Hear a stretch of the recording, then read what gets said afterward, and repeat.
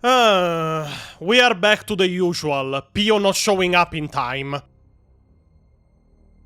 Sorry, I know I am late. I had to discuss the war plan against the Heresy and his forces with the general. You do realize the anti-IRS Pio wars will go forward only in the Vrax videos, right? Clearly I do, but the war needs planning, and I'm leaving that to somebody else with great talent. Oh, so you made a General Pio to organize the war? I never said it was a Pio.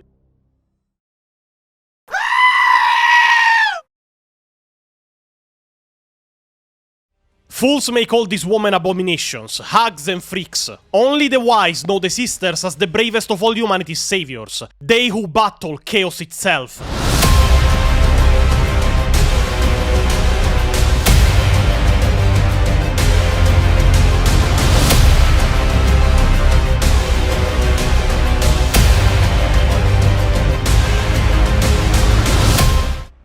Finally, we give the Sisters of Silence the respect and attention they deserve. Things that the other YouTubers and even Games Workshop never gave them. Should I speak in sign language? You know, it would be in team, as I take a note of silence and speak only through sign language.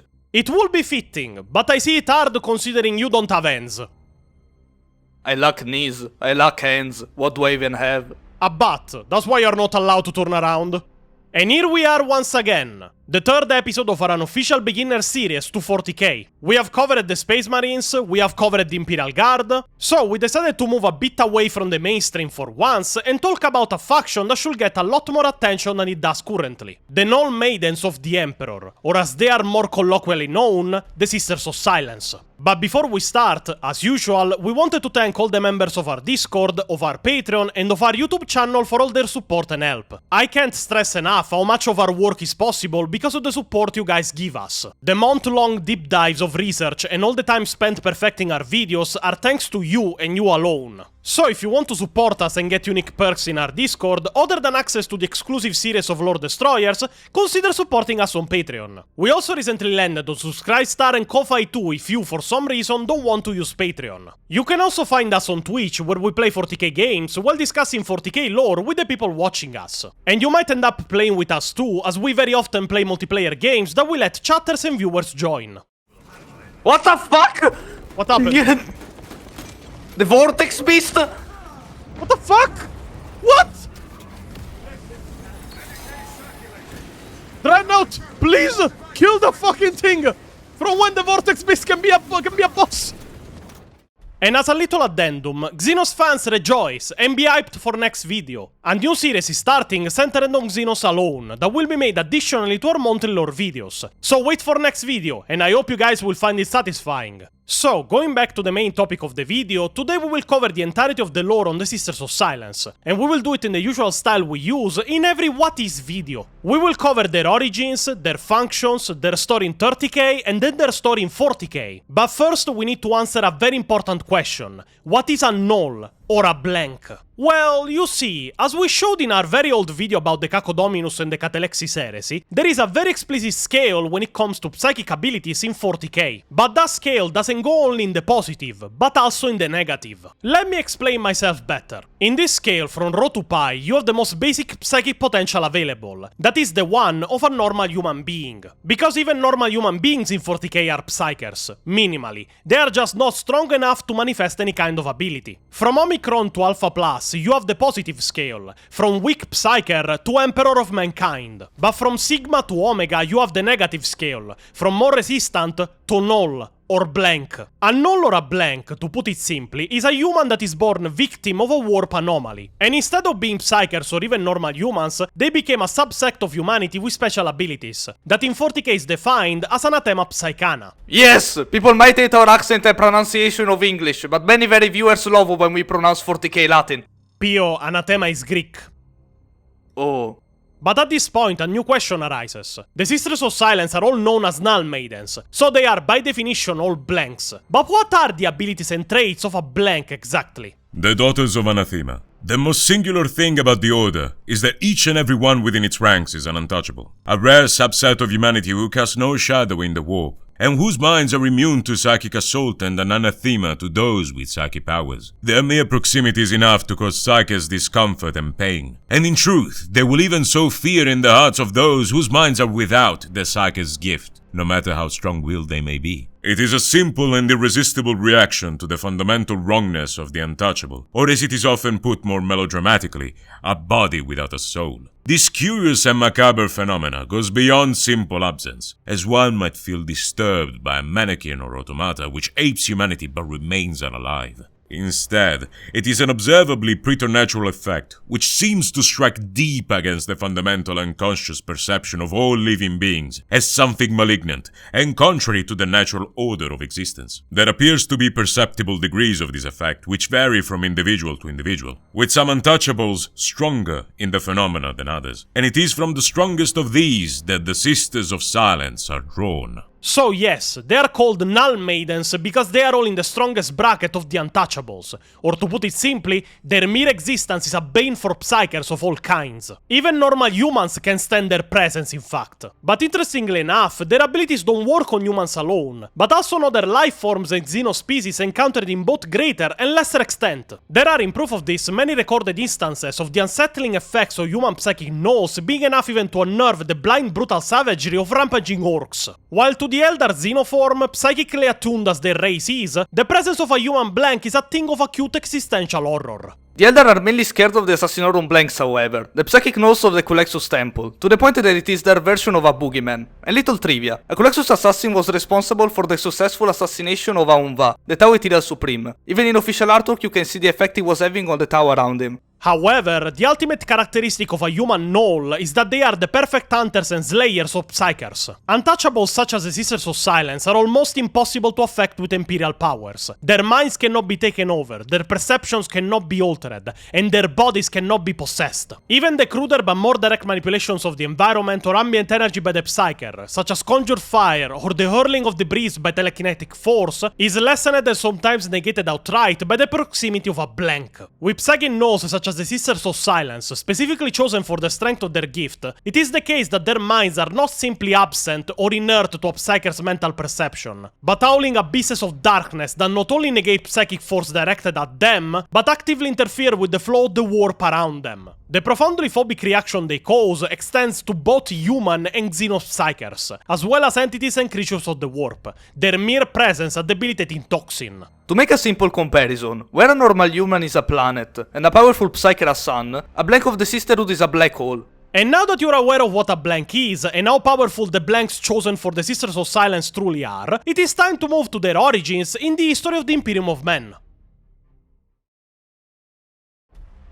As surprising as it might sound, evidence suggests, at least on the surface, that the Silent Sisterhood as it now stands was not part of the initial pattern of the Imperium's forces laid down by the Emperor of Mankind. This is contested by some people in 40k that claim that what became the Sisters of Silence long dwelt in the shadows, awaiting their time to come into the light. But one thing is for certain, a number of so-called untouchables did serve under the banners of unification during the Unification Wars on Terra, even if it is theorized that they did it in secret, keeping themselves away from the Emperor and even from Malkador, as both of them were psychers of prodigious strength. And the Emperor was in fact the strongest psyker humanity has ever known. In those times, these soulless servants were, according to rumors that have persisted throughout the history of 40k, on the same levels of covert agents and assassins, and few in numbers rather than a distinct militant order. In fact, the only analog in ancient Terran history for the Sisters of Silence as they are now known can be found in the Akashic records of an entirely different age, an order darkly known as the Hollow Ones, who served under the Unspeakable King, that is remembered by legends as a psychic null, but this happened in centuries before the Emperor emerged on Terra, during the Age of Strife. During the Unification Wars, a very big problem arose on Terra. There was an increasing amount of encounters between the forces of the Emperor of Mankind and rogue psychers living in the wastelands of the planet. Sometimes even worse, they were forced to face psychers possessed by warp entities, threats that they were forced to fight head-on, and that they were able to overcome only by the power of the Emperor and their own might of his warriors, but with a terrible and disproportionate cost in lives for every encounter. As the Great Crusade began to leave the confines of the solar system, and the first waves of the newly created League of Black Ships followed in their wake. Black ships are pretty much collection vessels, moving around Imperial territory collecting psychers from every world under Imperial holding, for transfer back to Terra for training, repurpose, or after the Horus Heresy to feed the Golden Throne with a stable psychers. It is what in 40k is called the Great Tide. These ships at the time were crewed and commanded by newly founded paramilitary investigation and enforces cadres. These forces were commanded by a cabal of loyal Primaris level psychers drawn from the Scholastica Psychana. This was the first incarnation of what would become known as the Division Investigates. They will go around the newly annexed or colonized worlds, collect all psychers, and then bring them back to Terra. Though by all accounts well led and ably armed and armored, this new militants order's track record was not one of untainted success, as the size of the Imperium rose to encompass first dozens, then scores, then hundreds of inhabited star systems, and the strain quickly began to show. It became apparent, in fact, as the years passed, that the mortal losses among the Division's armed forces, incidences of psychological breakdown, and bloody tragedy involving them were far too frequent to be ignored. It became soon clear that a better solution to the problem of the apprehension and control of psychers was needed. But with the Great Crusade still in its infancy, its future configurations were not yet set, and much was in flux. And many of the Emperor's purposes had not yet been made plain or found their final form. A number of radical solutions to the psychers problem were put before the consideration of the Emperor and his counselors. But before a final ruling was made, matters came to a head with what is known as the Cataclysm of Pentacanes. A largely impoverished but societally stable soul pattern high world, mere weeks in distance from Terra by the ties of the warp, Pentacanes had been both an early and an easily acquired world for the Great Crusade. Struggling to maintain an industrial technological base, its only advantage was a fleet anchorage, and the only resource it offered the Imperium was its vast human population, which ran into the tens of billions of lives. Under an Imperial governor that had displaced a number of rival petty kings and confederations that held the planet beforehand, Pentacanes had grown first into a frontier outpost, then into a port of call, with hundreds of Imperialis auxiliary regiments temporarily stationed there before mastering a redeployment to the front lines. During this period, many of the native population's ablest and fittest youths also took up the call of the Great Crusade, thus stripping the world of its best and brightest to form departing regiments of its own. The end result was a planet in a steady, slow rot from within. Vice and petty corruption bred in the shadows of the vast landing yards and barracks complexes, while in the hive sinks and deep core slums falls,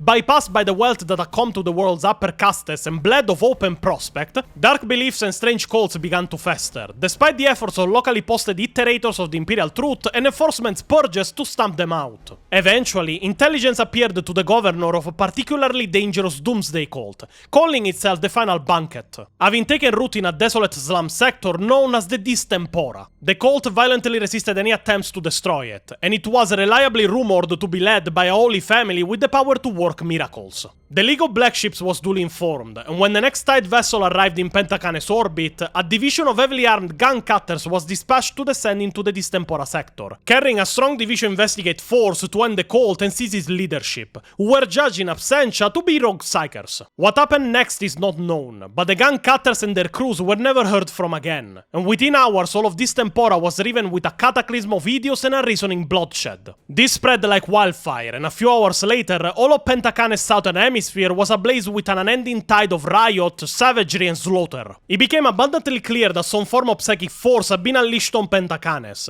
taking the shape of a plague of madness which had seized perhaps fully 1 in 4 of the citizens, as it slowly expanded out from the Distempora sector like a plague. Those it claimed became monsters, inhuman things bent upon the perpetration of atrocity and wild destruction. With how dangerous psychers are, it is a wonder how in the hell the Imperium kept demons and warp entities a secret up until the Horus Heresy happened. A state of emergency was declared, and units of the Imperialis Auxilia barracked on Pentacanes were activated and moved to form a cordon around the affected sectors. But even they could not hold, and worse, soon many of their own members began to succumb to the madness. The Imperial Governor of Pentacanes was also a victim, shot down by his bodyguards as he attempted to end the lives of his own children as the madness consumed him. Authority fell now on the highest-ranking Imperial officer in orbit, the master of the same black ship that had triggered the massacre, Captain Gigant Dantes. He immediately alerted elements of the 6th Legion, that would in the future become known as the Space Wolves, and they started the travel from Terra to reach the world. But their arrival would not be for days, and Dantes judged that Pentacanes did not have that long. Even the desperate measure of targeted land strikes and orbital barrages could not halt the spread of the anarchy across the world, and wherever Captain Dantes looked, it was all in disarray and consumed by chaos. No force already in combat could survive long against whatever Psyker-born madness afflicted that accursed world. No force, he noted with surprise, except for one. The Daughters of the Crow was what the manifest of the Station Imperialis Auxilia named them, or more formally, the 5th 913 Indentured Irregular Infantry Regiment. They were a primarily female culturally phenotype, or more colloquially, techno-barbarian force from an obscure feral world in the southern reaches of the Segmentum Solar. So obscure in fact it lacked a proper name in the records, it was only designated as 913. Recently raised and folded into the Great Crusade, they had landed only weeks previous for Master. The regiment in fact had not yet seen active service. But the sparse records available showed a number of ill-defined complaints raised against the regiments by those who had been barracked alongside it. Numerous fractious incidents were logged and discipline masters have been frequently sent out in force to break up trouble between the Daughters of the Crow and others. Sent in with the rest of the auxilia as the tide of madness had spread, the small regiment had not only held against the onslaught, but it had driven back the hordes of crazed civilians that were assaulting their defenses. And not one of its fighters has suffered psychic contamination. Not a single one. Gigant Dantes was well versed in the lore of the Scholastica Psychana, and he knew the answer immediately. The Daughters of the Crow, or at least a very significant number of them, were blanks, or untouchables. This will need further investigation, but for now, they offered a lifeline to a world besieged by madness. Swiftly organized all air support he could, and using black ship pilots where possible to add resilience against the growing psychic storm, Gigant paved the way for the Daughters of the Crow, gambling all and airlifting the entire regiment, reinforced and up-armed them in every way possible, and blasted them a landing zone into the very heart of this nightmare, the depths of the Distempora sector. Here they moved battle directly to the transfigured horrors that had been unleashed from the Gestalt minds of the Holy Family of the Cult. They gave battle and slew them. The effect was akin to extinguishing a fire by hurling an explosive into its core. A psychic shockwave roared across the planet. Many of the afflicted mercifully simply died. Their hearts stopped and their brains torn apart as some great parasitic link was severed. Others who were less fortunate became catatonic, but still more raved on, now simply and truly mad rather than the puppets of a malignant force. However, the spreading of this madness suddenly stopped, and now only anarchy and disaster reigned, when dark purpose had previously ruled all. It will take the arrival of the 6th Legion to bring Pentacanes back to heal, and in the aftermath a billion dead were accounted for, and Alpha World left a burned out shell. By then the survivors of the Daughters of the Crow were long gone within the old Dantes black ship. While far off across the Segmentum Solar, it is said that scores of other black ships appeared in the skies of the obscure planet designated 913, and in their passing left a world half emptied. They were stealing all the waifus, those bastards!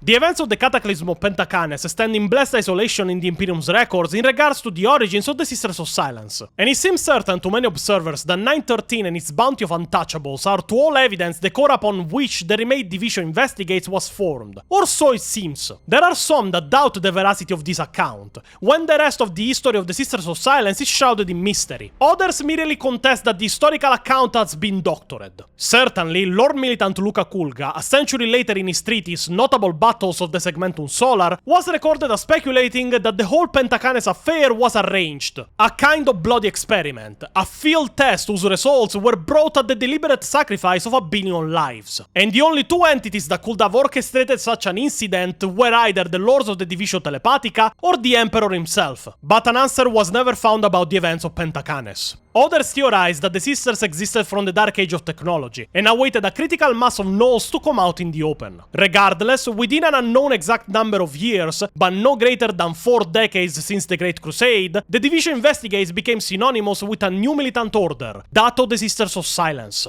Unique in the Imperium service, this order comprised only human psychic Nulls, all female, 1,000 strong, and beholden to none but the Emperor himself. The Great Tide now included direct action to reinforce their numbers in the Harvest of Worlds, garnering untouchable female children just as it did the Psyker Marked. Structured in isolation and with the ironclad rule of discipline, this militant arm of the Divisio Astra Telepathica operated with remorseless efficiency and under an unassailable vow of silence and secrecy. Exactly where and how the Sisters of Silence came into being remains but one mystery among many where they are concerned. But that the shadow of some techno-barbarian culture is part of their bloodlines seems clear. But as a postscript to the official account of the Cataclysm of Pentacanes, it can be said for a fact that the Eye World endures, although it is a ravaged and half-empty domain of gloom and ashes now. As for the world designated 913, no such sphere is listed in the Cartographica Imperialis. The numeric is simply missing from its lists. The Silent Sisterhood as an organization is one of singular reach and secrecy. Its exact numbers are unknown save to the Emperor, for though it remains nominally part of the Divisio Astra Telepatica, it has long become interwoven with the will and direct agency of the Emperor himself. For while the Legio Custodes guard the Master of Mankind directly, the Sisters of Silence have become pivotal to the carrying out of the Emperor's great and secret works. By the later Great Crusade, the Sisters of Silence certainly numbered in their tens of thousands, though this force was widely dispersed, and the Sisters of Untouchables now crewed and commanded the vessels of the League of Black Ships. In addition, they maintain a strong presence both on Terra itself, as well as notably at their Luna headquarters, the Somnus Citadel, a facility handed over by the ancient Selenite Coals, and the Magadan Orbital Construct, the fortified orbital anchorage station utilized by the League of Black Ships in the solar system to deliver their cargo, and forbidden to all others. But how they operate in detail under the wing of the Divisio Astra Telepatica is for all intents and purposes a secret. Secrecy is more than just the watch world and the method of the Silent Sisterhood.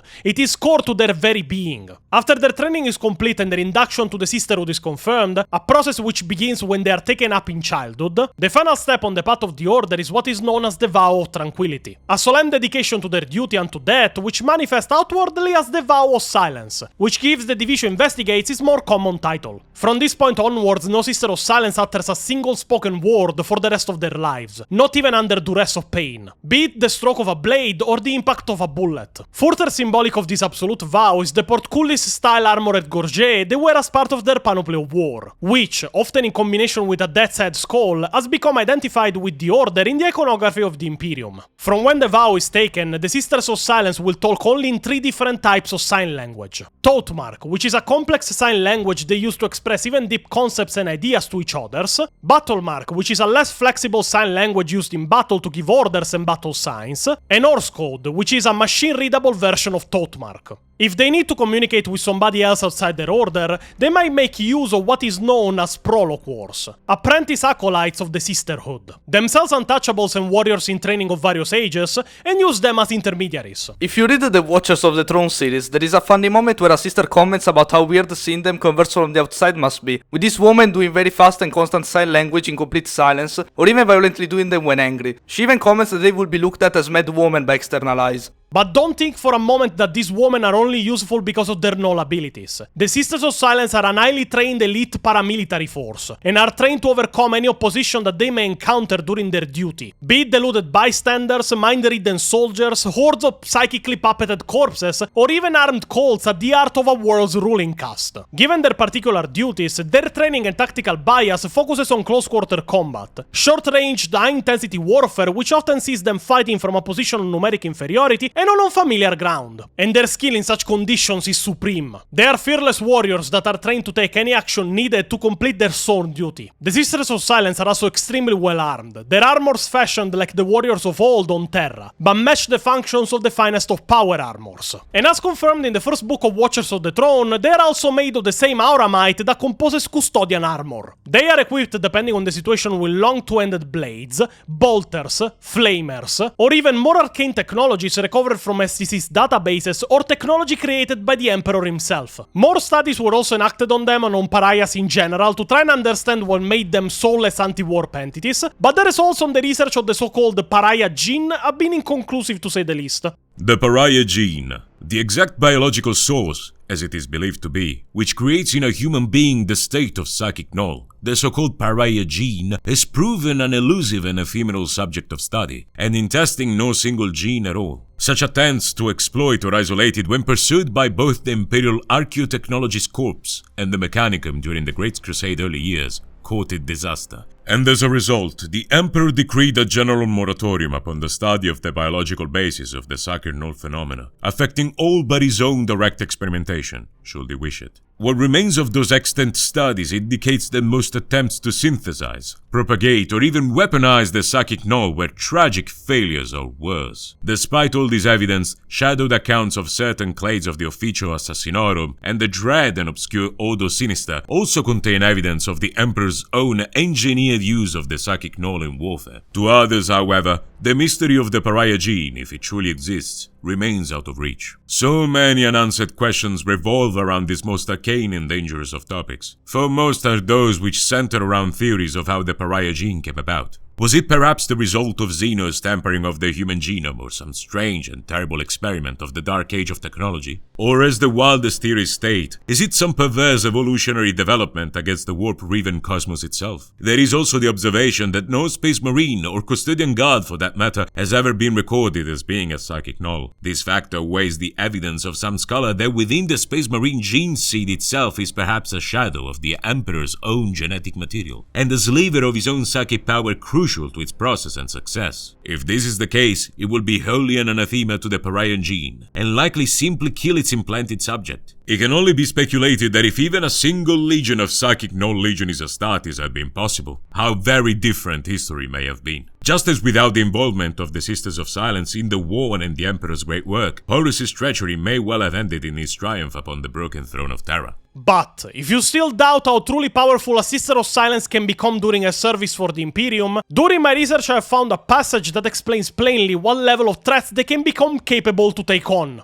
Further, there are those among the Sisterhood who, through arcane training and practice, and whose nature has never been revealed to outsiders, are able to develop their null abilities further, until they are actively disruptive enough to make any use of psychic power in their presence extremely hazardous. The Sisters are owned into the Oblivion Knights, and within their order they are the foundation stone of an elite force specially tasked, not with the day-to-day enforcement of the Great Tide, but the destruction of alpha-level rogue psykers and the ceaseless training for battles of this deadly kind.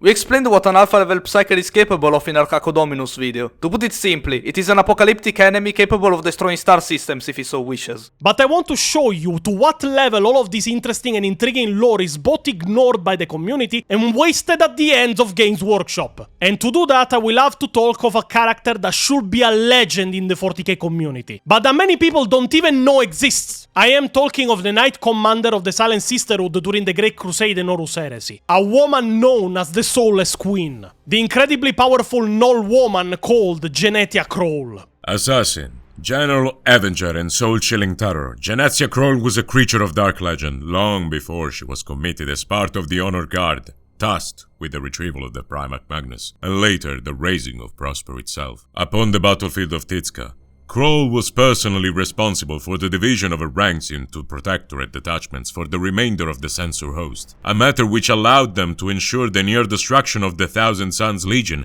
at the sacrifice of thousands of her troops, while she herself sought out and slew many of the Thousand Suns' most vaunted sorcerers in hand-to-hand combat, so that by the time of the battle's ending she appeared a spectral figure of some ancient myth, bedecked in the white dust of shattered marble and the spilled blood of multitudes. Jenetia Krole was a Null of tremendous powers. She was such a high-level blank that she could unironically choose to disappear from the perception of the people she had around. Only her dread would remain. She would become, for all intents and purposes, invisible. She was one of the Emperor's main advisors, together with Constantine Valdor, the Captain General of the Legio Custodes, and Malcador the Sigillite, the second in command of the Emperor of Mankind.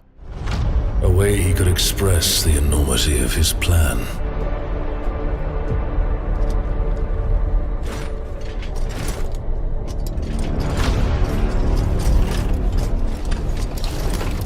Not if the legions are successful. It depends on how deep the rot goes.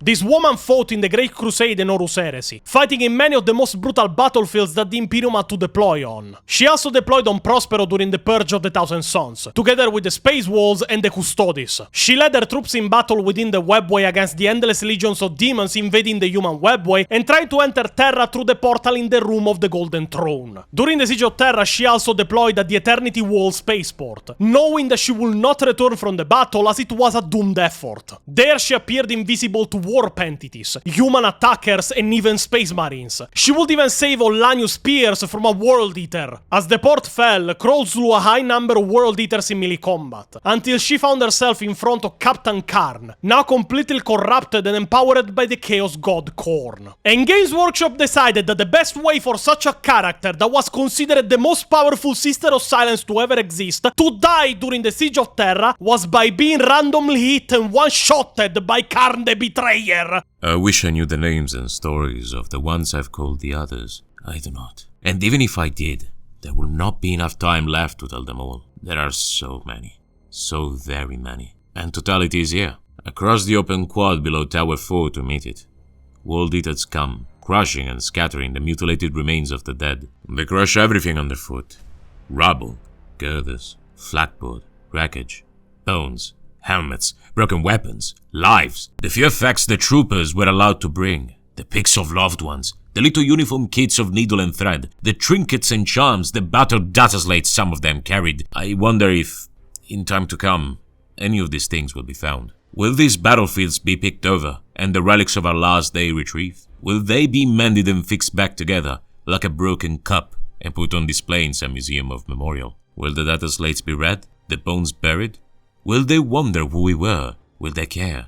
Will anything we did or said here matter to them? Only fortune knows. The World Eaters come. I kill Goreth Falmo with a clean blow. I make Centurion Sisaka Wohan shiver and recoil, then take off his head. I kill Mahog Dearth of 6 Destroyer by impalement. I got Haskor Bloodsmoke, and then Nurtot of 2nd Triari. I cut the spine of Karakul White Butcher. I see Karn coming. Karn, first captain. He is a true giant. My Null curse does not even slow him down, or give him pause. I raise my sword, Veracity. I speak in Khan's language. The quad was washed with blood.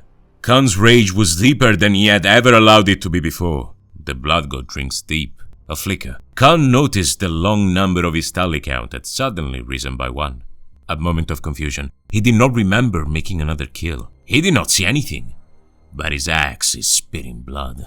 The rage makes everything a blur. The number did not matter. It never had. The flicker of confusion passed as the nails bit, and the fury deepened. He moved on. So you are telling me that this monster of a Null and this master of a warrior was taken out without even unnoticed by Karn instead of having a glorious last battle against him, at least stalling him a bit just to show how powerful she was? Exactly, Pio.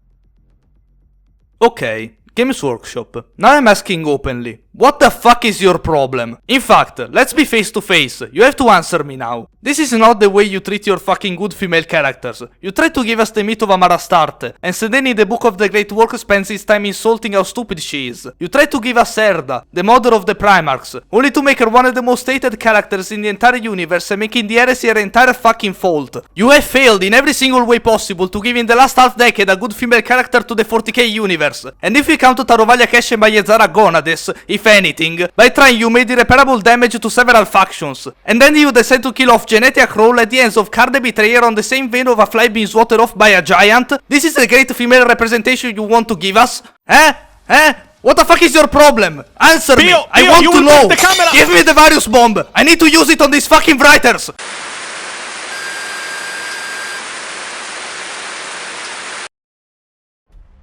Yeah, sorry. Pio doesn't like the treatment given to Jenetia Krole by Games Workshop. It was an inglorious death to say the least. She was literally one-shotted by mistake. After the end of the Horus Heresy and the interment of the Emperor on the Golden Throne, the Sisters of Silence were left without guidance. Many were slain during the Heresy or lost forever, scattered and stranded across a war-ravaged galaxy. But the struggles of their orders were not yet over. With their numbers severely depleted and with the Emperor on the Golden Throne, the Sisters of Silence were slowly but surely cast out from Terra by the newly empowered High Lords. Their order believed extinguished or disbanded already by M32. Their main base on Luna, the Somnus Citadel, fell into ruin, inhabited for millennia only by an organization known as the Fellowship, faithful servants of the Sisters of Silence by bloodline. Only the now Adeptus Astra Telepathica kept a considerable number under their wing, mainly to crew and command the black ships of the Imperium, still busy for millennia on end with the Great Tide, now that Psykers were needed more than ever to keep also the Golden Throne powered. For the majority, it seemed that the Sisters of Silence were fully gone, with some sparse sightings here and there in the Imperium throughout the millennia, but that is not how things went. event. The sisters might have been cast out from Terra, and the main suspect was the Ministorum, or the Imperial Church for that happening, as we learn in Watchers of the Throne, the Regent's Shadow. But the sisters still existed. They are scattered, formed new orders around the galaxy in secret locations, unsupported and unrecognized. But the work was passed down from sister to sister, and their order, in 1,000 places with 1,000 different cultures, still endured. We learn of this during the Watchers of the Throne series thanks to one of the protagonists, a Sister of Silence known as Tanao Aleia, which more than once exposes how her order operated and how he recruited new sisters for their number as the decades went on. My sense of dislocation had another cause. For a while after returning to the ship, I had refused to mourn, preferring to channel my energy into activity, as the strange days in the Ether had lengthened, though my thoughts had turned increasingly to what had been lost. I had loved my sisters. It was a fierce, almost desperate kind of love, born of the fact that we shared such a unique bond. All of us could remember the time when we had been dragged into the convent, filthy and starving, more used to blows than words of explanation, and then, slowly, realized that this place was safe, and that it had been made for us, and that we were not alone in the universe. It was not a comfortable existence. We were trained, sometimes brutally. Hestia was not motivated by any benevolent sense of care, but by a pitiless vocation rooted in ancient doctrine. Some who found their way into the convent died soon afterwards, at times from exhaustion, at times by taking their own life. Those who survived became stronger in both body and mind. We learned secrets about the universe, ones that would have been our death sentence if ever uttered outside the walls of that palace. Before we took our vow of tranquility, we spoke and chatted and gossiped just as old juveniles did. We even laughed, whenever our regulated days would allow, sharing private jests about our humorless instructors. Even once the time for spoken words had passed, we still shared those bonds. Thoughtmark, in its fullest forms, was an expressive language, in some ways more so than standard speech, and the friendships I made were all the stronger for the adversity in which they had been forged. Now I could only recall their faces: Erin, Catel, Ruya, blooded by their untimely deaths. The memory of that was like a wound, gaping and blood raw, taking me right back to my earliest days as a hunted infant, unable to understand why the whole world seemed intent on causing me harm. I could share that grief with no one. I was as alone as I had ever been, surrounded only by the Besold, who could never understand that it is hard for our kind to be isolated. We have less to draw on internally than others.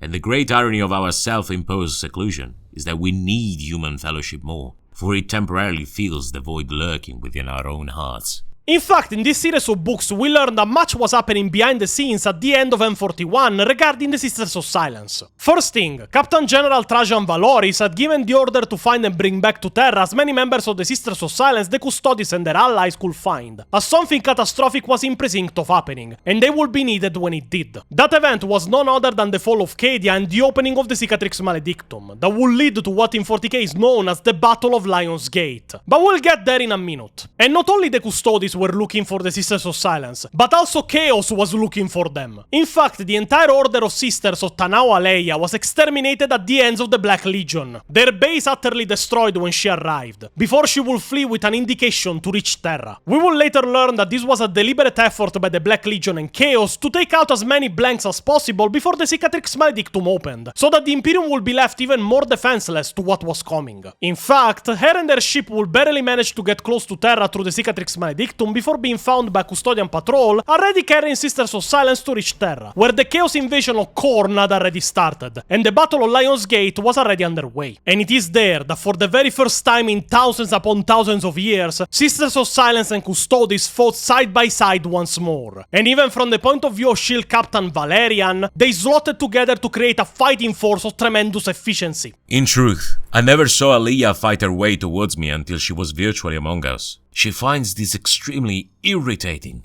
though I have since learned that Aleia is angered by all manner of strange things. If I had detected her earlier, it might have changed our strategy, since I became aware in those few moments just what a critical advantage it was to have the sisters fighting with us. Valoris was, as ever, prescient in this. Alone of the High Lords he had anticipated the need to restore the structures of the past, and alone of the High Lords he had no prejudice against the non-souled. The records will tell a different tale, I suspect, and this version will reflect glory on the mortal masters of the Imperium. Though the story has some truth to it, the later order originated, I understand from the same Chancellor Tyron whom I met myself. Anyone who understands the vast distances they had to cover and the nature of the warp will know that the program must have been enacted many months, maybe even years, before that command was given. In all that followed, I remained struck by how instantly we slotted back into those ancient modes of combat. We needed no exhaustive instruction, but fell into our roles instinctively. They are formidable fighters, the sisters. I have nothing but respect for the physical prowess they display, although that is not their primary function on the battlefield. They position themselves in the greatest danger by doing what they do. They are more lightly armored than we, and attract the largest share of animus from the creatures of the warp. As for ourselves, we had never lost the ability to converse in fluent thought-mark. It was one of the martial disciplines we had maintained over the many millennia, and on that day our prudence was rewarded. Those who marched with the Captain General from the Lion's Gate were able to do so in perfect concert, and even for those of us sundered from the main host by circumstance, such as Aleia and myself, our combined methods of controlled violence proved instantly effective. The sheer scale of the Battle of Lion's Gate was ludicrous. The palace was being assaulted by entire legions of demons under the command of no less than 8 bloodthirsters. And Aleia and her own squad will be instrumental, together with Valerian and a Grey Knight squad,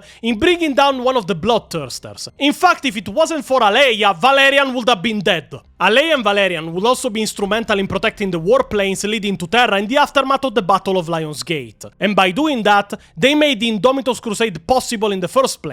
But I won't spoil much about that, as you can just go and read the book. Sisters of Silence would also aid Guilliman during the Terran Crusade, and fight at his side on Luna against Magnus the Red and the Thousand Sons. In fact, it will be he that ordered the restoration of the ancient order of the Sisters of Silence, and especially their ancient citadel on Luna, the Somnus Citadel, before departing for the Indomitus Crusade. This will not really go as planned, as the High Lords tried once again to push away the Sisters from the solar system, with even a bomb being delivered in their citadel that would have wiped them out if it wasn't for Aleia herself. The Sisters of Silence would also be instrumental in the elimination of the Exarchy when they tried to stage a coup against Guilliman, with Aleia even killing in single combat a Space Marine of the Minotaurs. Not without difficulty, she was left half dead from the experience, but still, she did. Only now, in the 42nd millennium, the Sisters of Silence are emerging from the isolated state in which they were left after the Horus Heresy, with more and more of them found and brought back to Terra, reunited with their ancient order, and deployed in the Crusade to fight against Chaos by order of Rubute Guilliman, rebuilding their numbers with fresh recruits